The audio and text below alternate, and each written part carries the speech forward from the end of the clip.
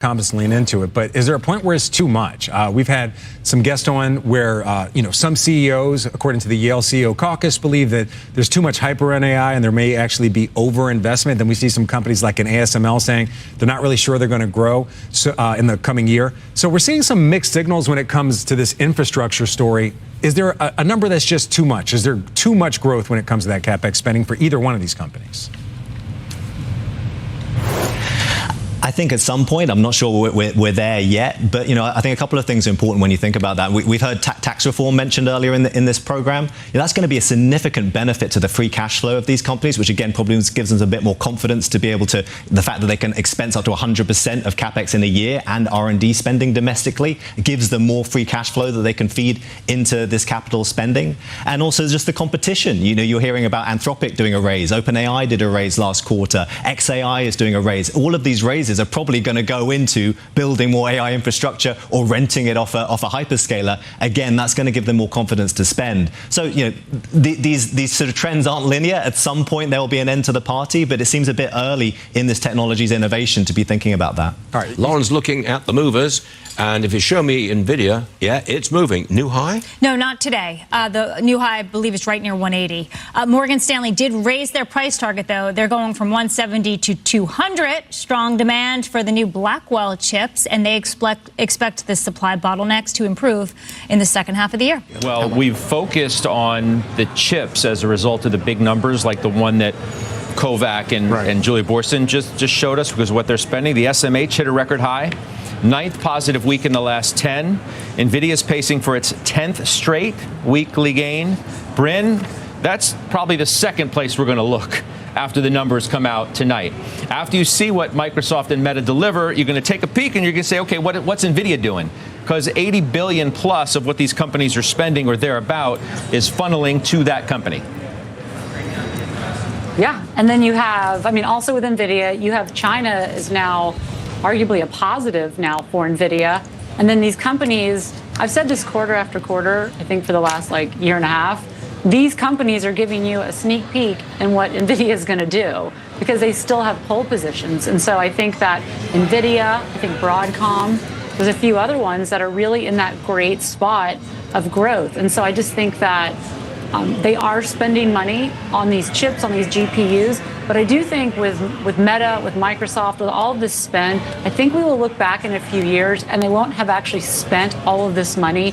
Because what I continue to hear locally as well as, when you read about it, is there's an electricity shortage. And so I'm going to question in a year or so if we're going to be able to stand up these data centers at this rate because of the issues around electricity. Nvidia became the first firm in history to be valued at $4 trillion earlier this month. If the recently passed One Big Beautiful Bill Act is the tailwind that some on Wall Street believe it may be, that amount may seem insignificant in the years to come. President Donald Trump signed the bill into law on July 4th, allowing capital investments that were previously written off over years to be depreciated immediately. Morgan Stanley projects that, together with associated depreciation adjustments, will increase the combined free cash flows of Amazon, Alphabet, and Meta platforms by around $49.5 billion this year, and roughly $29.2 billion in 2026. As the digital giants compete to meet the rapidly increasing demand for cloud computing and artificial intelligence, analysts anticipate that they will use those savings to invest in infrastructure. According to Morgan Stanley analyst Brian Nowak, we believe that these tax benefits could be designed to encourage/allow the top U.S. tech companies to invest even more aggressively in Gen AI in order to keep the U.S. in a secure position in the global Gen AI race.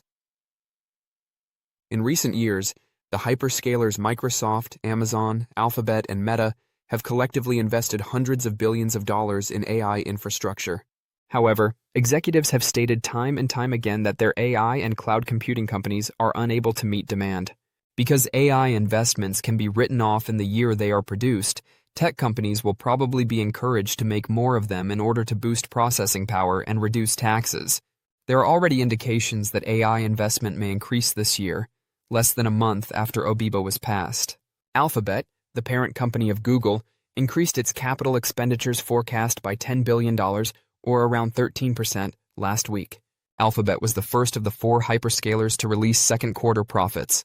Joseph Moore, an analyst at Morgan Stanley, claims that this shows that the demand for GPUs has not yet reached its peak in 2025. The largest recipient of AI funding has been Nvidia. In the first quarter of the current fiscal year, the chipmaker's quarterly revenue hit a record $44 billion, more than quintupling over the previous 2 years. One of the biggest costs for tech companies constructing data centers is Nvidia's chips, and the company's portion of the rapidly expanding market is anticipated to increase over the next several years. According to Buffett, by 2030, AI accelerators will make for over 65% of total data center expenditures, up from over 38% in 2024. Additionally, Nvidia is anticipated to hold a roughly 80% market share during that time. Following an optimistic note from a senior Morgan Stanley analyst, Nvidia's stock ended Wednesday's trading session higher. Joseph Moore increased his price target for Nvidia shares to $200 on July 30th and reaffirmed his overweight rating, suggesting a further 12% increase from current levels. Nvidia's stock is up around 107% from its year-to-date low established in early April, including today's increase. Morgan Stanley believes that Nvidia's stock will continue to rise in the upcoming months, mainly due to the AI's remarkable supply and demand. Joseph Moore claims that the next phase of development for the NASDAQ-listed company would be driven by the anticipated Blackwell ramp for CPUs, as well as connectivity/networking memory in the second half of 2025. So, what implications does this have for Nvidia's stock? Let's explore that. But first, a big thank you to those of you who've stuck with us this far. Creating these videos takes significant effort and dedication, so if you're enjoying the content, please hit the like button, subscribe to our channel, and share your thoughts on Nvidia stock in the comments. Your support truly helps us grow. Now, let's get back to the video. About a month before Nvidia is expected to release its Q2 earnings, he makes his bullish call, which can act as a short-term catalyst for the AI stock. According to consensus, the chipmaker will make $0.94 per share in its current fiscal quarter, which is a significant increase from the $0.65 per share it made in the same quarter the previous year. Because Nvidia's management has stated that it has gotten guarantees from the US government that it will soon be permitted to resume its business in China, Moore advises owning shares of the company as well. In a research note on Wednesday, he informed clients that Nvidia's stock price could rise in the second half of this year due to its renewed access to its Beijing-based clientele. Overall, according to the Morgan Stanley analyst, Nvidia will be the largest beneficiary of the ongoing worldwide demand for artificial intelligence solutions in 2025. Even though they are not as optimistic as Morgan Stanley, several Wall Street businesses advise holding on to Nvidia stock. The consensus rating for Nvidia shares is still strong buy, according to analysts, with a mean target of over $184, suggesting a further 3% increase in value. In terms of market capitalization, Nvidia is the biggest corporation in the world, and its stock has performed exceptionally well in recent years. However, given the stock's more than 1,000% growth since the start of 2023, some investors might be worried that this isn't the ideal time to purchase it. However, there is still time. I have 5 arguments for why Nvidia is still a great investment at the current price. 1. Growth of data centers. Artificial intelligence, AI training and processing is now the largest and most significant use case for Nvidia's graphics processing units, GPUs.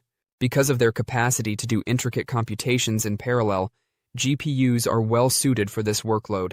This capability is enhanced by combining thousands of GPUs in data center clusters to create the ultimate computing machine. Nvidia will continue to grow at a remarkable rate as long as data centers are expanded. During its 2025 GTC event, the business referenced a market forecast that stated that global data center capital expenditures, CapEx, reached $400 billion in 2024 and are projected to reach $1 trillion by 2028. That potentially enormous increase in expenditure suggests that Nvidia is still expanding. Additionally, there are indications of impending growth. Alphabet, one of the AI hyperscalers, has revealed that it will increase its 2025 capital expenditure projection from $75 billion to $85 billion. That's a big increase that shows how much demand there is for computing infrastructure. And Alphabet is by no means the only business that has recently increased its estimates for AI spending. No, too. The industry leader in this field is Nvidia. If Nvidia doesn't benefit from this data center development, it's all for nothing. However, it does, as it receives one of the biggest shares of the capital expenditures. Nearly a third of the $400 billion projected for capital expenditures in 2024 went toward installing Nvidia GPUs in data centers. The company's data center division made $115 billion in revenue in fiscal 2025, which ended in January 2025. Nvidia is benefiting from its position as the leading company in this market. Nvidia's processors will remain the main workhorse in these data centers, which is good for the company, even though some competition is starting to emerge from startups introducing specialized AI accelerators that can occasionally outperform GPUs. No 3 revenue from China might come back. The company's export license for its H20 chips, which were made especially to satisfy strict export requirements to China, was revoked by the U.S. government in April. Nvidia, however, just declared that it is reapplying for these licenses, with the government guaranteeing their approval. This is significant because it lost money in the second quarter as a result of the revocation. Export restrictions, according to management, would reduce H20 chip sales by an estimated $8 billion over that time. Revenue would be expected to grow 77% year over year, rather than the anticipated 50% if such revenue were included in the company's second quarter guidance. Although there is no longer a chance for China sales to increase the numbers from the previous quarter, they might still significantly boost the second half of 2025 and beyond. No, 4. The stock isn't as costly as you may imagine. Although Nvidia stock isn't inexpensive by any means, I contend that, considering the company's position as the most valuable in the world, it isn't as costly as some may believe.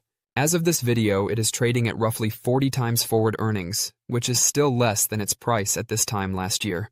Despite trading at 37, 41, and 32 times forecast profits respectively, other tech titans like Amazon, AMD, and Microsoft do not experience quite the same increase. No, 5. It has excellent leadership. A great visionary, CEO Jensen Huang, contributed to the development of the GPU technology that is so essential to the modern global economy. To further demonstrate his willingness to go to any lengths to keep Nvidia at the top, he actively fought for the United States to permit his business to begin exporting some of its chips to China.